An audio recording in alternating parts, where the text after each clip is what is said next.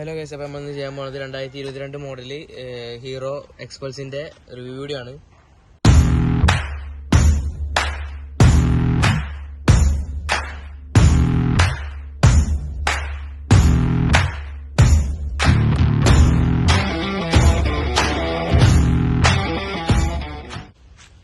ഇത് ആദ്യം ഉണ്ടായിരുന്ന എക്സ്പൾസിന്റെ ഫേസ് മോഡലാക്കിയിട്ട് അവർ 4 വാൾവ് ആക്കിയിട്ട് ഇറക്കിയ ഒരു മോഡലാണ് ഈ 2022 മോഡൽ എന്ന് പറഞ്ഞത്. അതായത് അത്യാവശ്യം നല്ല റിഫൈൻഡും നല്ല പവറൊക്കെ ആക്കിയിട്ട് നല്ല അടിപൊളിയാക്കിയിട്ട് ഫേസ് ലിഫ്റ്റ് ചെയ്ത് ഇറങ്ങിയ ഒരു വണ്ടിയാണിത്. നമ്മുടെ കയ്യിൽ നിന്നുള്ളത് ബ്ലാക്കും റെഡും കൂടി ഉള്ളൊരു കോമ്പിനേഷനിലുള്ളൊരു കളർ തീമാണ്. അപ്പം നമുക്ക് ഇതിന്റെ ഫ്രണ്ട് എന്ന് പറയുമ്പോൾ തന്നെ ആദ്യം പോണത് ഈ ഒരു ഇതിമക്കാണ്, ഈ വിൻഷീൽഡുമക്കാണ്. വിൻഷീൽഡ് അത്യാവശ്യം വിൻഗ്ലാസ് ഒക്കെ താങ്ങാൻ പറ്റുന്ന ഒരു വിൻഷീൽഡ്. അതിന്റെ തൊട്ട് താഴെ നമ്പർ പ്ലേറ്റിന്റെ ഒരു ഗ്യാപ്പും അതിന്റെ താഴെയായിട്ടാണ് ഹെഡ് ലാമ്പ് വരുന്നത്. ഹെഡ് ലാമ്പിന്റെ സെൻട്രലായിട്ട് ഹീറോന്റെ ഒരു ബാഡ്ജിങ് കാണാം. ഫുൾ LED ഹെഡ് ലാമ്പാണ്. പക്ഷെ അതിന് ദൂരത്തേക്കുള്ള വ്യൂ കുറച്ച് നല്ല കുറവാണ് ദൂരത്തേക്കുള്ള വ്യൂ. അതിന് തൊട്ട് താഴെയായിട്ടൊരു മഡ് ഫ്ലാപ്പ് പോലത്തെ ഒരു ഭാഗം കാണാം. നല്ല അടിപൊളിയായിട്ടില്ല. അതിന്റെ ഹീറോന്റെ ഒരു ലോഗും കൊടുത്തിട്ടുണ്ട്. അതിന്റെ താഴെ ഒരു മഡ് ഫ്ലാപ്പും കൊടുത്തിട്ടുണ്ട്. കാരണം ബാക്കിലായിട്ട് അതിന്റെ താഴെയാണ് ഡിസ്പ്ലേ കൊടുത്തിട്ടുള്ളത്. ഡുവൽ ചാനൽ ABS ആണ് ഇതിന്റെ ബ്രേക്ക് സിസ്റ്റം വരുന്നത്. ഫ്രണ്ടിലും ബാക്കിലും ഡിസ്പ്ലേക്കാണ്.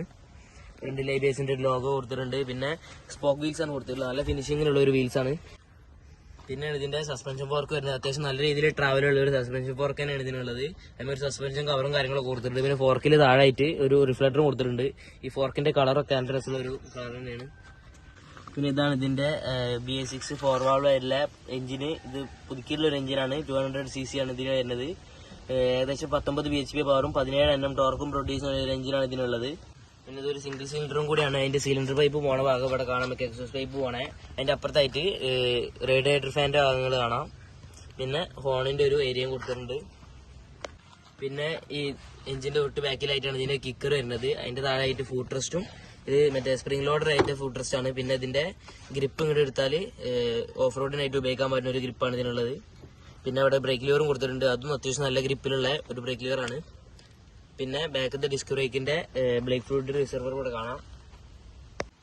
അതിന് തൊട്ട് ബാക്കിലായിട്ടാണ് ഇതിന്റെ റിയർ ഫുഡ് ബാഗ് വരുന്നത്. അതിന്റെ ബാക്കിലായിട്ട് എക്സോസ്റ്റ് പൈപ്പും കാണാം. അത്യാവശ്യം ഉയർത്തിയിൽ തന്നെ വെച്ചുള്ള ഒരു എക്സോസ്റ്റ് പൈപ്പാണ്. പിന്നെ ഈ ഫുഡ് ബാഗിന്റെ കാര്യം പറയുകയാണെന്നുണ്ടെങ്കിൽ അത്യാവശ്യം നല്ല രീതിയിൽ തന്നെ വൈബ്രേഷൻ അറിയുന്ന ഒരു ഫുഡ് ബാഗ് ആണിത്. നല്ല രീതിയിൽ തന്നെ വണ്ടി പോകുമ്പോൾ കാലിലേക്ക് നല്ല വൈബ്രേഷൻ അടിക്കുന്നുണ്ട്. ഇതിന്റെ എക്സോസ്റ്റ് നോട്ട് ഒന്ന് കേൾപ്പിച്ചു തരാം.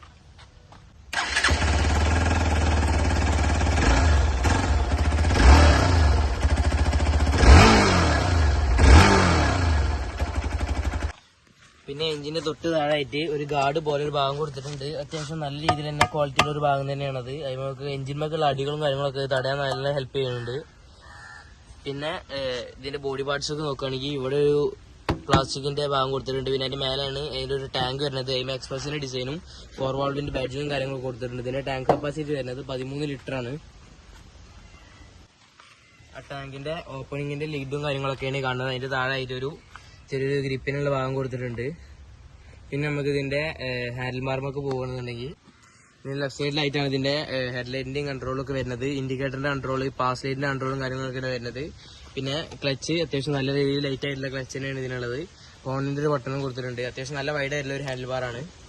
റൈറ്റ് സൈഡിലായിട്ട് കിൽ സീറ്റും സെൽഫിന്റെ പവർ സ്വിച്ചും കൊടുത്തിട്ടുണ്ട്. അത് രണ്ടും ഒറ്റ ബട്ടണിലാണ് ക്രമീകരിച്ചിട്ടുള്ളത്. പിന്നെ ബ്രേക്കിന്റെ ഭാഗങ്ങളൊക്കെ കാണാം. മിറേഴ്സ് അത്യാവശ്യം നല്ല വൈഡ് ആയിട്ടുള്ള മിറേഴ്സ് തന്നെയാണ് കൊടുത്തിട്ടുള്ളത്. പിന്നെ ഇതിന്റെ ക്ലസ്റ്റർ നോക്കുകയാണെങ്കിൽ അത്യാവശ്യം ഡീസന്റ് ആയിട്ടുള്ള ഡീറ്റെയിൽ ആയിട്ടുള്ള ഒരു ക്ലസ്റ്ററാണ്. അത്യാവശ്യം എല്ലാ ഇൻഫർമേഷൻസും കൊടുക്കുന്ന ഒരു ക്ലസ്റ്ററിനാണ് ഇത്. സ്റ്റാൻഡേർഡ് ഇൻഡിക്കേറ്ററിന്റെ ഭാഗങ്ങളൊക്കെ കാണാം. ABS, ന്യൂട്രൽ, അതുപോലെ RPM കയറുന്നതൊക്കെ ഇതിൽ കൊടുത്തിട്ടുണ്ട്.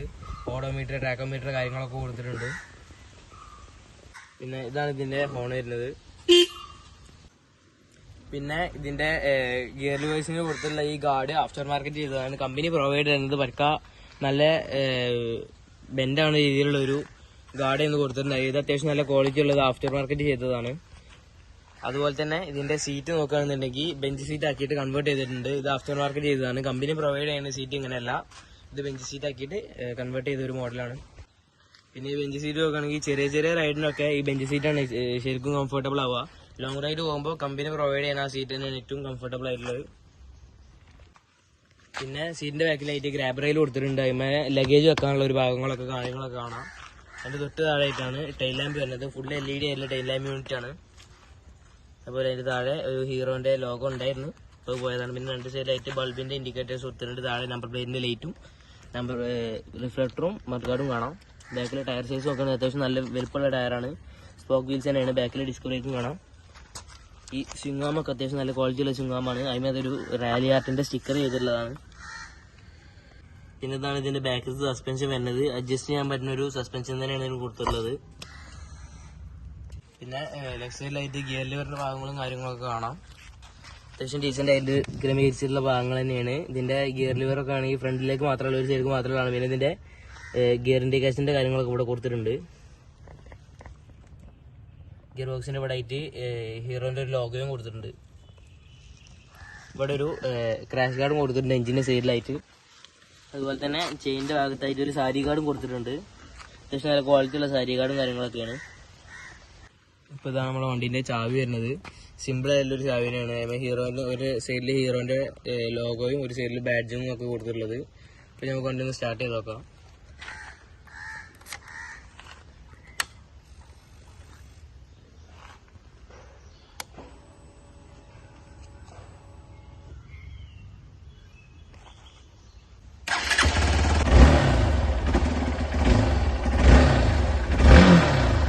ഇത്രയുള്ള നമ്മൾ അന്നത്തെ എക്സ്പൾസിൻ്റെ വീഡിയോ ഇഷ്ടപ്പെട്ട ലൈക്ക് ചെയ്യുക, ഷെയർ ചെയ്യുക, സബ്സ്ക്രൈബ് ചെയ്യുക. അടുത്ത വീഡിയോയിലേക്കും ബൈ.